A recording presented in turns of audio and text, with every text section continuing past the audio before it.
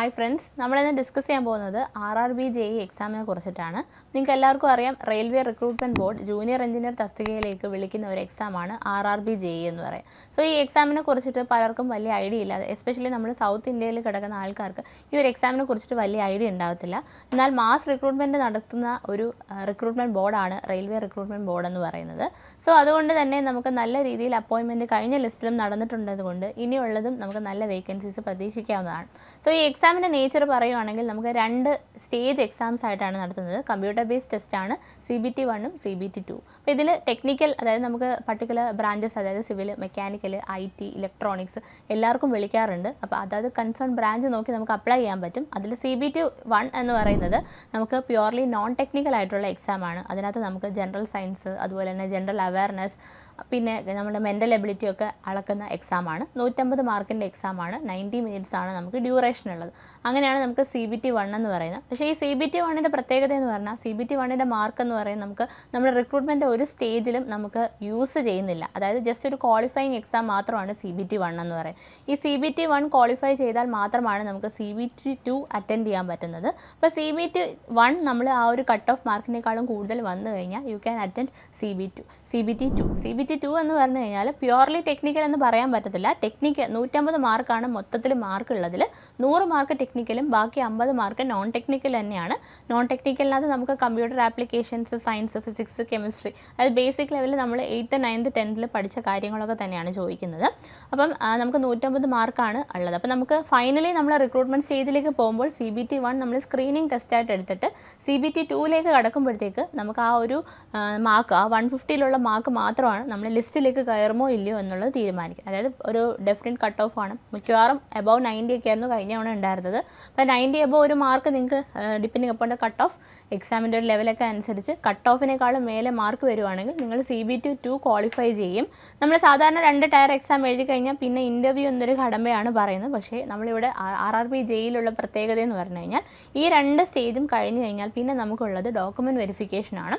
Directly നമുക്ക് document വെരിഫിക്കേഷനിലേക്ക് പോകാൻ പറ്റും. അപ്പോൾ ഡോക്യുമെൻറ്റ് വെരിഫിക്കേഷനിൽ നമ്മുടെ ഡോക്യുമെൻറ്റ്സ് ഒക്കെ നമുക്ക് പ്രൊഡ്യൂസ് ചെയ്ത് കൊടുത്താൽ മതി. ഇനി പലരും ഔട്ടായി പോകുന്ന ഒരു സ്റ്റേജാണ് മെഡിക്കൽ എക്സാമിനേഷൻ എന്ന് പറയുന്നത്. അതായത് നമ്മുടെ റുട്ടീൻ ബ്ലഡ് ടെസ്റ്റ് തൊട്ടിട്ട് BP ടെസ്റ്റ്, അതുപോലെ തന്നെ നമ്മുടെ ഐസൈറ്റ് ആണ് വളരെ ഇമ്പോർട്ടൻ്റ് ആയിട്ടുള്ളത്. വിഷൻ 6/6 തന്നെ നമുക്ക് വേണം.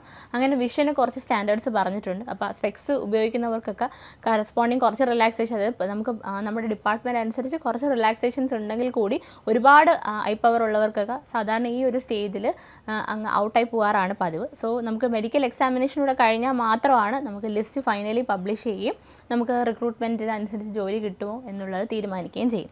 സോ ഈ ഒരു 4 സ്റ്റേജസ് ആണ് നമ്മൾ കടന്നു പോകുന്നത്. CBT1, CBT2, അതുപോലെ തന്നെ ഡോക്യുമെൻറ്റ് വെരിഫിക്കേഷൻ, മെഡിക്കൽ എക്സാമിനേഷൻ. ഇതിൽ ക്രൂഷ്യലായിട്ടുള്ളത് CBT1 തന്നെയാണ്. CBT1 നോൺ ടെക്നിക്കൽ എക്സാം ആയിരിക്കും. അതൊരു സ്ക്രീനിങ് ടെസ്റ്റാണ്. CBT2 നമുക്ക് എഴുതാനുള്ള എലിജിബിലിറ്റി ടെസ്റ്റാണ്. CBT2 നമ്മൾ വൺസ് ക്വാളിഫൈ ആയി കഴിഞ്ഞാൽ will be in the list നമുക്ക് വരും. അതിനകത്ത് നമ്മൾ ഡോക്യുമെൻറ്റ് വെരിഫിക്കേഷനും മെഡിക്കൽ എക്സാമിനേഷനും സക്സസ്ഫുള്ളി പാസ് ചെയ്താൽ മാത്രമാണ് നമുക്ക് നമ്മുടെ ലിസ്റ്റിൽ ഫൈനലി പേരുണ്ടാവുകയും അതുപോലെ തന്നെ നമുക്ക് അതിനനുസരിച്ച് പെട്ടെന്ന് തന്നെ അപ്പോയിൻമെൻറ്റ് ലഭിക്കുകയും ചെയ്യും. അപ്പോൾ ഇത് ഓരോ ഡിപ്പാർട്ട്മെൻറ്റ് അനുസരിച്ച് ആണ് നമുക്ക് CBT2ൻ്റെ മാർക്സ് വരിക. അതായത് ആ ടെക്നിക്കൽ 100 മാർക്ക് എന്ന് പറഞ്ഞാൽ സിവിലാണെങ്കിൽ സിവിലിൻ്റെ ക്വസ്റ്റ്യൻസ്, മെക്കാനിക്കൽ ആണെങ്കിൽ മെക്കാനിക്കൽ, ഇലക്ട്രിക്കൽ ആണെങ്കിൽ ലൈക്ക് വൈസ് ഇലക്ട്രോണിക്സ്, അങ്ങനെ IT ഒക്കെ വിളിക്കാറുണ്ട്. അതുപോലെ തന്നെ നമുക്ക് കഴിഞ്ഞ ലിസ്റ്റിലും ഞാൻ നേരത്തെ പറഞ്ഞ പോലെ മാസ് നമ്പർ ഓഫ് റിക്രൂട്ട്മെൻറ്റ് നടന്നിട്ടുണ്ട്. അതായത് ഒരുവിധം നമുക്ക് ലിസ്റ്റിൽ വന്നിട്ടുള്ള വെയിറ്റിംഗ് ലിസ്റ്റിൽ കിടന്ന കാൻഡിഡേറ്റ്സിന് കൂടി ജോലി കിട്ടിയ ഒരു അവസ്ഥയാണ് കണ്ടിട്ടുള്ളത്. അപ്പോൾ അതുകൊണ്ട് തന്നെ നമുക്ക് ഇനി വരുന്ന ലിസ്റ്റിലും അതുപോലെ തന്നെ ഒരു റിക്രൂട്ട്മെൻറ്റ് പ്രതീക്ഷിക്കാവുന്നതാണ്. സോ നമുക്ക് വേറൊരു ഇമ്പോർട്ടൻറ്റ് കാര്യം നമ്മൾ നോക്കേണ്ടതെന്ന് വെച്ച് കഴിഞ്ഞാൽ CBT1 നമ്മൾ എഴുതും, നോൺ ടെക്നിക്കൽ എഴുതും. അപ്പോൾ നോൺ ടെക്നിക്കൽ സ്പെഷ്യലി തന്നെ നമ്മൾ സാധാരണ ജനറൽ PSC ഒക്കെ പ്രിപ്പയർ ചെയ്യുന്നവർക്കാണെങ്കിൽ കുറച്ചുകൂടി എളുപ്പമായിരിക്കും. കാര്യം അവരെ സംബന്ധിച്ച് വളരെ സിമ്പിൾ ക്വസ്റ്റ്യൻസ് ആണ് ക്വസ്റ്റ്യൻ പേപ്പറിൽ കാണുന്നത്. അപ്പോൾ ആ ഒരു CBT1 നമ്മൾ പാസ്സായി കഴിഞ്ഞ് കഴിഞ്ഞാൽ നമ്മൾ CBT1 നമുക്ക് കമ്പ്യൂട്ടർ ബേസ്ഡ് ടെസ്റ്റ് ആയതുകൊണ്ട് ഒരുവിധം കീ വരുമ്പോൾ തന്നെ മാർക്ക് അറിയാം. അപ്പോൾ ഏകദേശം നമ്മൾ പാസ്സാവുമെന്ന് ഉറപ്പുണ്ടെങ്കിൽ അപ്പം തന്നെ CBT2ന് പഠിക്കുന്നതാണ് നല്ലത്. കാര്യം CBT1ൻ്റെ റിസൾട്ട് വന്നിട്ട് നമ്മൾ CBT2ന് പ്രിപ്പയർ ചെയ്യാമെന്ന് വെച്ച് കഴിഞ്ഞാൽ ഗ്യാപ്പ് ഒരു 2 വീക്സ് ഒക്കെ മാക്സിമം കിട്ടുള്ളൂ. അപ്പോൾ അതൊരു റിസ്ക് ഫാക്ടർ ഉണ്ട്. അത്രയും നമ്മൾ ടെക്നിക്കലും കവർ ചെയ്യണം, പിന്നെ അതുപോലെ നമ്മൾ കമ്പ്യൂട്ടർ, ഫിസിക്സ്, കെമിസ്ട്രി ഒക്കെ നോക്കണം. അതുകൊണ്ട് തന്നെ നമ്മൾ CBT1 പാസ്സാവും എന്ന് നമുക്ക് കോൺഫിഡൻസ് ഉണ്ട്. എക്സാം കഴിഞ്ഞിട്ട് നമുക്കൊരു കോൺഫിഡൻസ് ഉണ്ട് ഫൈനൽ കീ വരുമ്പോഴത്തേക്ക്. അങ്ങനെയെങ്കിൽ CBT2ൻ്റെ പ്രിപ്പറേഷൻ വേഗം തന്നെ തുടങ്ങാവുന്നതാണ്. സോ ഇതൊക്കെയാണ് RRB JEE എക്സാമിൻ്റെ പ്രത്യേകതകളെന്ന് പറയുന്നത്. സോ നമ്മൾ പഠിക്കാൻ തുടങ്ങുന്ന തുടങ്ങുന്നവർ നോൺ ടെക്നിക്കലും കൂടി ശ്രദ്ധിച്ച് പഠിക്കുക. ആ സ്ക്രീനിങ് ടെസ്റ്റ് പാസ്സായിട്ട് മാത്രം ടെക്നിക്കൽ നോക്കിയിട്ടേ കാര്യമുള്ളൂ. പിന്നെ നമ്മൾ ഈ പറഞ്ഞ പോലെ നമ്മുടെ എന്താ പറയുക മെഡിക്കൽ എക്സാമിനേഷൻ എടുക്കുമ്പോഴത്തേക്കും മെഡിക്കൽ എക്സാമിനേഷനിൽ ഐസൈറ്റൊക്കെ പ്രശ്നമുള്ളവരാണെങ്കിൽ തൽക്കാലം അപ്ലൈ ചെയ്തിട്ട് നമ്മൾ പിന്നെ ആ സ്റ്റേജ് വരെ എത്തിയിട്ട് ഔട്ട് ആവുന്നതിൽ നമ്മൾ ആ ഒരു സ്റ്റാൻഡേർഡ്സ് വായിച്ചിട്ട് അപ്ലൈ ചെയ്യാൻ നോക്കുക. Thank you.